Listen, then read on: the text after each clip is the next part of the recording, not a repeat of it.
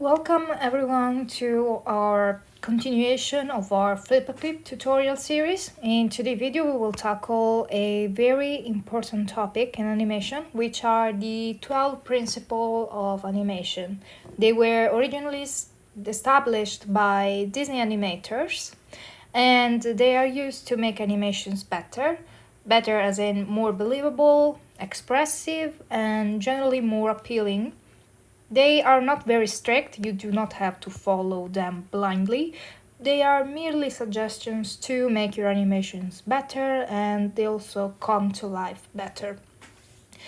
These principles help animators understand how objects move, how characters can express emotions, and of course, how to communicate the ideas to whoever is watching the animation. Let's not forget that animations are meant to be enjoyed, they are meant to be watched, so we must also, imagine that we are the spectators of these animations and we must work accordingly. Alright, so in this first video about, animation, we are going to explain the first 6, which we see here in this folder. We have squash and stretch, anticipation, timing, exaggeration, staging, and arcs. So I say we start with the first one, which is squash and stretch. I'm gonna make you watch this animation and I'm gonna make you notice a few things first before diving right into the subject. Of course, this is one of the most widely used principles of animation. It is essential to understand in order to become a better animator. And its purpose is to give objects a sense of weight, flexibility, and life by showing how they deform when some kind of force acts on them. So, as you can see here, the little ball goes up to the upper part of the screen. Then, of course, once it hits the screen, because it's so soft, it deforms it itself and then goes right back down where it smashes on the ground, as you can see here. So what I did here in order to create this animation was create some anticipation, which is one of the principles we'll see in this video, just right after this one. And I went and made anticipation bigger, then launched the ball at full speed towards, this imaginary ceiling, then smashed it against the ceiling, and then the ball fell right back down where it, turned into some sort of blob. And squash and stretch is essential because with squash, the object is of course compressed, as you can see here and here. With stretch, the object is elongated, as you can see in the frames in between. So, like these two here. This deformation shows mass in motion. So basically, even though the object changes its shape, its volume stays consistent. If it squashes wider, it also becomes shorter. If it stretches longer, it becomes thinner, of course. It's a very important principle, mostly because it adds so much appeal and life to animation, and also because it makes things a little more realistic, because in real life objects do not tend to stay the same over long periods of time. Squash and stretch keeps animation from looking stiff, robotic. It helps creating, more realistic and lifelike animation. It clarifies the action, which means the exaggerated shapes can help the viewer understand the speed, the weight, and the impact, as we see in this animation right here. It shows weight and material. This is a soft object, so its deformation is very high, but a hard object would, of course, not be as deformed.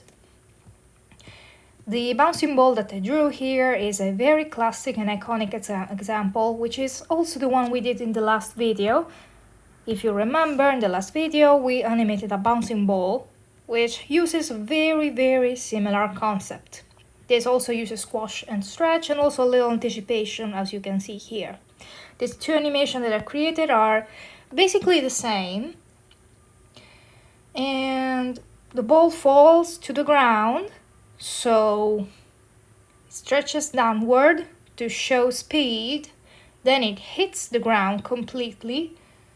Then when the ball bounces back, as we can see here, it stretches upward as it gains speed, and at the top of the arc, which in this case it's not really an arc, it's more like a splat on the ceiling, it should return to its normal, shape. We can see this in this animation. So the top frame is at the actual, size of the ball, and it's, it has no squash or no stretch because it has reached an equilibrium of some sort. And we can also use this principle on characters, of course. It's not only applied to objects like balls. It can also be used to display emotions. For example, we can scrunch up a character's face to show disgust, and to show surprise, we can, extend the features so that, a little bit of exaggeration in characters' expression helps, explain every emotion that they're having in that moment. So, a quick summary. So, squash and stretch is the illusion of volume preserving formation that makes motion feel alive, expresses personality and emotion in characters, when it's applied to characters, of course, and visually communicates speed, weight, impact, and so on. It can be used both in 2D and 3D animation, of course. And that's it for squash and stretch today. We are going to switch to the next one, which is anticipation. Alright, I'm gonna let you see the anticipation, which is another core animation principle. Its purpose is mainly to prepare the audience for what's coming next, for the next action that the character is gonna make. As you can see here, we got this little cat that bounces. But before it bounces, I want you guys to notice that he scrunches up. And then he flies into the air and then slams again before losing the little ball and being annoyed at it. Okay, so the anticipation part of the image of this little animation is, of course, this first one. As you can see here, I'm preparing the character for the jump. I'm preparing the audience to witness what's coming next. This creates interest. It's like a wind-up before the pitch. It basically, this principle clarifies the main action. It makes movements believable and has rhythm and appeal. As you can see here, this animation is, of course, very funny. And the main key to, this animation being funny is the anticipation and later the squash and stretch for the impact. As you can see here. And of course, the secondary action of the character being super annoyed at the end. Alright, and this is one of the classic examples of, anticipation. Characters jumping are often depicted when creating examples of this very useful principle. And also, this also can be used not just for characters and objects, but also for camera change. For example, if we have to switch the perspective of a scene, we can also make the scene bounce a little bit back before going forward, and this will create an even more interesting effect on the whole scene.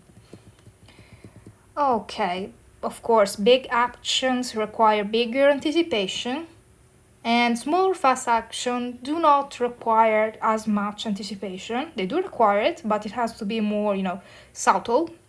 And comedic action often exaggerate the anticipation, as we can see maybe in Looney Tunes cartoons, in which the character, almost slips on the floor before actually setting to run. And so basically, anticipation is what builds expectation, clarifies what's coming, and makes actions feel grounded in physics, and it has timing, rhythm, and character appeal. And that's it for the anticipation. As you can see here, we got a little cat. And let's go back. Now we've got the timing. This one is a little harder to understand. I want you guys to focus on one ball at a time. So as you can see, these balls, they slide across the screen at different speeds. The first ball moves very slowly at the beginning and then very fast at the end, while the other one does the opposite. As you can see, now focus on the bottom ball. It starts very quickly. As you can see here, the frames are more distant. And then at the end, the frames are very close together, while on the top one, it's quite the opposite. Alright, so basically timing refers to the number of frames that an action uses. More frames mean slower, heavier, and calmer movement, while fewer frames are faster, lighter, more energetic movement. Good timing makes actions feel natural. Bad timing makes even the most well-drawn animation feel, wrong. It has this uncanny valley effect on the whole animation, which is absolutely not what you should try to achieve when doing animation. It's important because it shows weight, physics, defines emotion and personality, and sets the rhythm and pacing of the whole animation. It also makes movement more readable, doesn't confuse the spectator, basically. And this also can be used in various contexts, of course. Again, it's used mainly for characters and objects, but you could also try to use it for, setting your scene and things like that. So basically, timing is like the when of the animation. It conveys weight, physics, realism, expresses emotion and personality, and it shapes comedy and drama and keeps motion clear and engaging. And so that's it for the timing. We are going to go on to exaggeration. Exaggeration is, in my opinion, one of the best, funniest principle in animation, which is also extremely versatile and can be used literally everywhere. Even if your animation is looking to be realistic, a little exaggeration never hurts. Alright, means taking the essence of an idea, for example an emotion, a movement, or a visual action, and amplifying it so that the audience can understand it clearly, as you can see here. Alright, so this cat, obviously, the exaggerated part of this animation is of course the mouth. The cat is a little surprised at the beginning, but then his mouth literally drops. So exaggeration is very useful when drawing, very, very, very cartoony scenes. It's not about making everything wilder or more confused. It's about making the intent unmistakable. It's very frequent in American animation, and it's important because, of course, it adds clarity, improves entertainment value, so of course this is very funny to watch. For example, a child will absolutely love a scene like this. It strengthens the emotion and personality and also supports storytelling, makes everything so easy to read. And of course, it can also be used in things other than expression. It can be used in poses, actions, and also it can be used to, change the physics of a setting. We have many degrees of, exaggeration, but we have subtle exaggeration, which is, for realistic styles. We have strong exaggeration for comedic or cartoonic styles. And we also have extreme exaggeration, which is like Looney Tunes style exaggeration, like this one you can see here. The key is being consistent with the style and the story. So of course, if you want to draw a realistic animation, you don't want to have this much exaggeration, or else the spectators are really, really going to be thrown off and weirded out by your animation. And that's everything for, this principle. And we are gonna go to staging. So basically, staging is the animation principle that ensures the audience clearly understand what is happening, why it's happening, and, where their attention should be. It's basically the equivalent of visual storytelling. And staging basically controls how you present a concept, how you present your whole animation.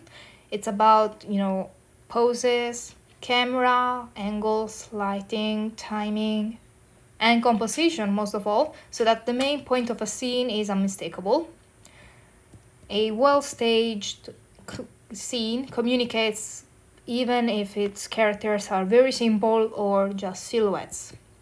It's important because it guides the audience attention and strengthens storytelling, and of course it avoids cluttering as much as possible. The key technique are strong poses and most of all composition and camera angles. The layout can attract attention. We can place the focus characters on the foreground, as you can see here in this first frame. We can use leading lines. As you can see, I'm gonna make you see the animation first. So as you can see here, the focus gradually shifts from the girl sitting under the tree to the flowers that, are in the foreground at the end of the animation. So basically, it uses the same principle. And of course, this animation starts fast, then slows down. So it's also a timing issue.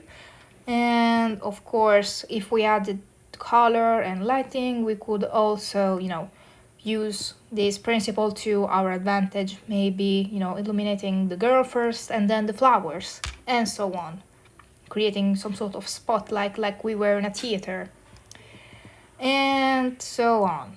So basically, in summary, it focuses attention, enhances storytelling, reduces confusion and cluttering, and it shapes the cinematic feeling of the animation. And that's it for this principle. Then we are gonna go to arcs. Arcs are one of the hardest ones, and it's also because I drew such a simple animation. It's easy to understand but very difficult to apply. Okay, so I drew a classic example, which is a character jumping, doing a little jump. And of course, you can see here that the legs move smoothly in an arc. If I had drawing a character jumping and then landing on, the same exact spot, that wouldn't have been, very appealing or very real. Now we have our color. I can show you the trajectory, which is kind of like this, as you can see. And basically, arcs means that instead of moving in rigid, mechanical straight lines, living things move in gentle curves. For example, arms swinging while you walk, or the head moves, in an arc while you turn, or a thrown object travels in a curved trajectory. It's important because it creates natural, believable motion, improves flow and smoothness, and adds visual appeal to your animation. The arcs appear in the character's limbs, as we can see here, head and body movement, foreshortening and perspective as well, and any kind of motion that's based on physics, basically. A jump, as I said before, is a classic example because as a character leaps, their center of gravity follows a parabolic arc, and their limbs swing in curved paths during the motion, as we can see here. Arcs can also be used with facial animation, like eyebrows, cheek, and jaw. They all follow subtle arcs, and they are a key part of expressive animation. And basically, to use arcs, I recommend activating the onion skin, which is the layers that you see here, the red and green one, so that, you're able to follow arcs more effectively. We've seen how to activate the onion skin in earlier videos, so if you don't know, how to activate them, I definitely recommend checking out the other videos of the series. In those videos I explain how to use Flipaclip better, so that it's not really that hard to use. And that's it for today's video. We've examined the first few animation principles. I'll do a second part, of course, and it will be published on the channel as well. Thank you so much for watching.